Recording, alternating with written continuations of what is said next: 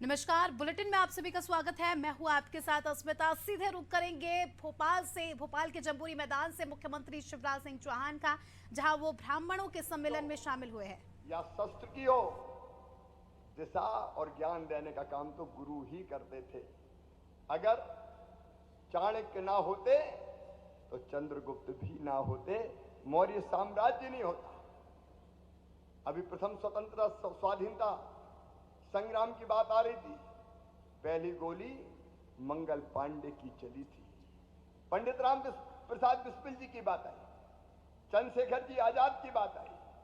कितने लोग, अगर भारत आजादी के बाद हमारा राष्ट्रगान जिसको हमने स्वीकार किया, वो रविंद्रनाथ टैगोर जी के भी चरणों में प्रणाम, वो भी ब्राह्मण थे। लता दीदी के स्वर हो, सचिन तेंदुलकर का बल्ला हो 60 और माखनलाल चतुर्वेदी जी की कालजयी रचनाएं हो, विश्वनाथ आनंदन की चाल हो, नए भारत की पहचान नारायण मूर्ति हो, नंदन नीलकणी हो, इंदिरा नूई हो, सुंदर पिचई हो, सत्य नडेला हो, और चाहे विदिशा के कैलाश सत्यार्थी हो। मैं ये केवल इसलिए नहीं कह रहा कि देश को कितना दिया है, और इसलिए आज ब्राह्मण महाकुंभ में आप सबको मैं प्रणाम करता हूं, जिसको आज हम कह रहे हैं वसुदैव कुटुंबकम अयम निजम पराबेत्ति गणना लुचेत साम उदार चैता नाम तो वसुदैव कुटुंबकम। ये मंत्र देने वाले दुनिया को आप हैं। धर्म की जय हो, अधर्म का नाश हो, प्राणियों में सद्भावना हो और विश्व का कल्याण हो, ये उद्घोष गांव गांव में आज भी ब्राह्मण देवता देते हैं।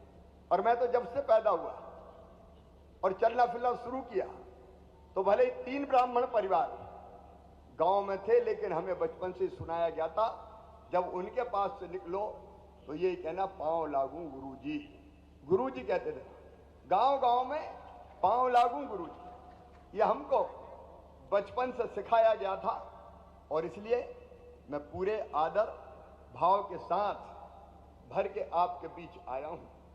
अब बाकी लोग तो भाषण दे के निकल सकते हैं,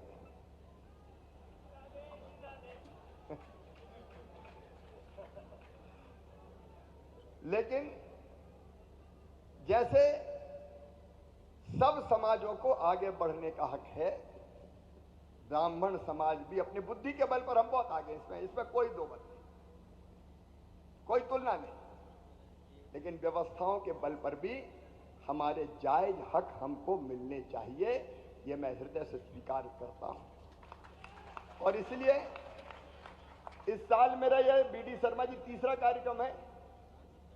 सुरेश भैया भी थे, शायद पीसी शर्मा जी भी थे। भगवान परशुराम जी की जयंती हमने पिछले साल भी मनाई थी, इस साल भी मनाई, और हमने तय किया भगवान परशुराम जयंती के दिन शासकीय अवकाश रहेगा, ताकि पूरे श्रद्धाभाव हम भगवान परशुराम की जयंती मना सके। अब वहां भी चर्चा हुई, मुझे कहते हुए संतोष है, मैं कोई महिमा मंडित नहीं कर रहा कि जाना पाओ जो जन्मभूमि मानी जाती है। अभी बीडी शर्मा जी और हम दोनों गए थे साथ में, भगवान परशुराम जी का मंदिर भी बना, वहां निर्माण के विकास की ये मैं कोई इसलिए नहीं कह रहा कि मुझे जताना है, लेकिन वो स्थान दिव्य और भव्य बने। कई चीजें वहां बन चुकी है और आगे भी कोई कसर नहीं छोड़ेंगे। अलौकिक स्थान है जहां भगवान परशुराम ने जहां भगवान परशुराम जी का प्रकाश हुआ, जहां वो अवतरित हुए, क्योंकि वो तो हमारे अवतार है। और इसलिए वो स्थान कैसे विकसित हो, इस काम में निरंतर हम लोग लगे हुए हैं। आचार्य भगवान शंकराचार्य जी की 108 फीट की प्रतिमा, और उसके साथ अद्वैत को पूरी दुनिया को संदेश देने वाला स्थान भी ओमकारेश्वर में बन रहा है। लेकिन आज जब मैं आया हूं, तो पिछली बैठकों में भी, पिछले कार्यक्रमों में भी कुछ ना कुछ चीजों की चर्चा हुई है। एक तो संस्कृत विद्यालय के, क्योंकि कर्मकांडी चाहिए, आगे और ज्यादा चाहिए, क्योंकि अब जमाना धर्म की तरफ बढ़ रहा है। आप देख रहे हैं कि ये आस्था विशेषकर युवा पीढ़ी में भी दिन ब दिन बढ़ती जा रही है, और इसलिए कर्मकांडी पंडित नहीं हुए तो हमारे धर्म और संस्कृति के संस्कार कौन करवाएगा। और इसलिए जितने संस्कृत के छात्रावासी विद्यार्थी हैं उनको 1 से 5 तक को 8,000 रुपया और 6 से 12 तक को 10,000 रुपया उस काम के लिए प्रदान किया जाएगा, ताकि हमारा ये संस्कार लगातार बना रहे। हमने पहले ये तय कर लिया कि सभी पाठ्य पुस्तकों में भगवान परशुराम जी की पूरी जीवन गाथा पढ़ाई जाएगी, ताकि युवा पीढ़ी जाने।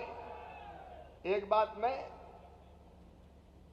मंदिरों की कह रहा हूं, जिन मंदिरों के पास कृषि भूमि नहीं है, पुजारी जी पूजा करते हैं, कई बार घी की बाती जलाने के लिए भी बहुत सी मेहनत करनी पड़ती है, भगवान की ठीक से आरती हो जाए।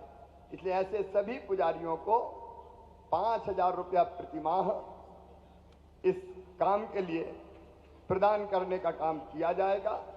हमने ये भी फैसला किया है कि मंदिर जितने भी हैं, बीच में ये व्यवस्था हो गई थी कि मंदिर की जमीन पुजारी नीलाम करेगा, नहीं, मंदिर की जमीन कलेक्टर नीलाम करेगा, यह व्यवस्था बन गई थी। तत्काल प्रभाव से हमने ये फैसला किया है कि मंदिर की जमीन नीलाम करना मतलब परमानेंट नीलाम नहीं, 1 साल के लिए देते हैं,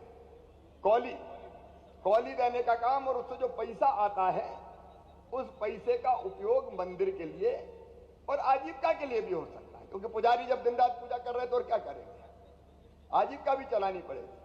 और इसलिए मध्य प्रदेश में मंदिरों की कोई जमीन कलेक्टर नीलाम नहीं करेगा, पुजारी जी नीलाम करेंगे,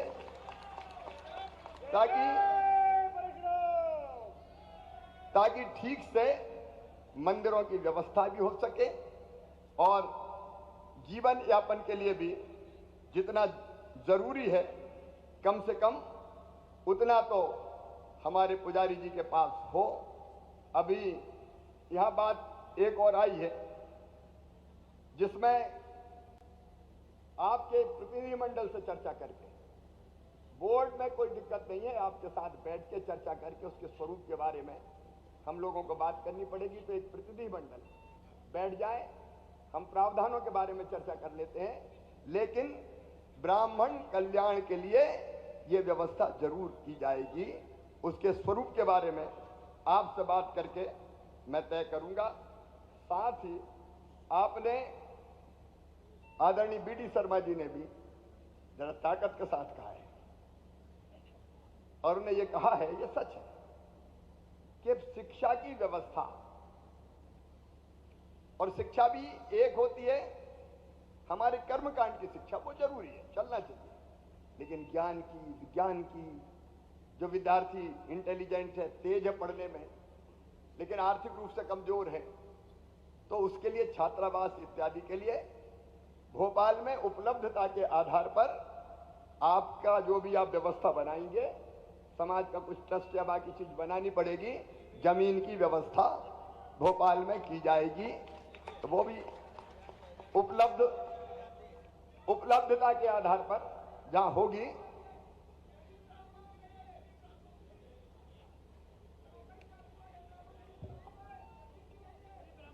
अच्छा, गरीब ब्राह्मणों के लिए भी मामा है, आप काहे को चिंता करते हैं कुछ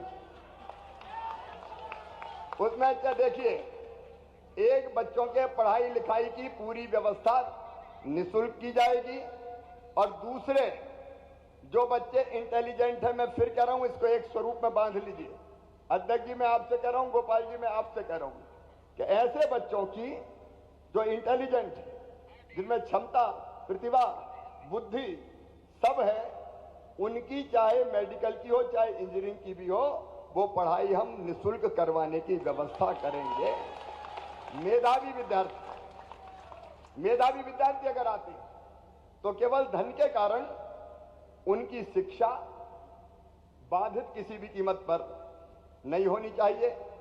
मंदिर के सर्वे करवाने की आपने बात कही है, मंदिर का सर्वे 1980 से नहीं हुआ है। मंदिरों का सर्वे करवा लिया जाएगा। कोई भी षड्यंत्र पूर्वक केस ना बने, इसके बारे में भी जो आवश्यक व्यवस्था है उसको हम सोचेंगे।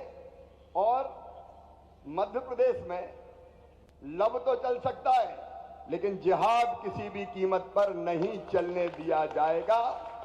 इस तरह की हरकत करने वाले पूरी तरह से नेस्त नाबूद कर दिए जाएंगे, ये मैं आपको वचन देता हूं। ऐसी चीजें हम मध्य प्रदेश की धरती पर नहीं होने देंगे।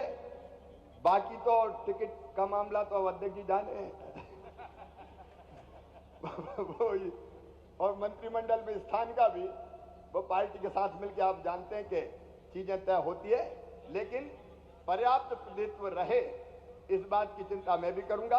एक बार फिर दोनों हाथ जोड़ के शीश झुका के आपको प्रणाम करता हूं। मेरे साथ एक बार फिर आप बोलिए, भारत माता की, और जोर से, भारत माता की, भगवान परशुराम की, भगवान परशुराम की, ब्राह्मण समाज की, धर्म की, अधर्म का, प्राणियों में विश्व का, गौ माता की, भारत माता की, हर हर महादेव। बहुत बहुत धन्यवाद माननीय मुख्यमंत्री जी। मैं कार्यक्रम के संयोजक पुष्पेंद्र मिश्र से आग्रह करूंगा कि वे आभार प्रदर्शन करें। उसके बाद भोजन की व्यवस्था है, सभी भक्तजन भोजन करके ही प्रस्थान करेंगे। माननीय मुख्यमंत्री जी, आपने हम सबको समय दिया, इस हेतु बहुत बहुत धन्यवाद। यहाँ पर उपस्थित सभी अतिथियों का बहुत बहुत धन्यवाद। और आप सभी को प्रतीक चिन्ह के रूप में फरसा भेंट किया गया है। माननीय मुख्य अतिथि महोदय, सभी लोग ये फरसा अपने साथ लेके जाएंगे। यहाँ पर विराजित देश और प्रदेश से आए हुए प्रदेश अध्यक्ष, राष्ट्रीय अध्यक्ष व उनके साथ उनका प्रतिनिधिमंडल, जो कि इतनी मेहनत करके अपने साथ अपने प्रतिनिधिमंडल को लेके आया है, उन सब का साष्टांग प्रणाम करता हूं। मातृशक्तियां लगातार 2-2, 3-3 दिन से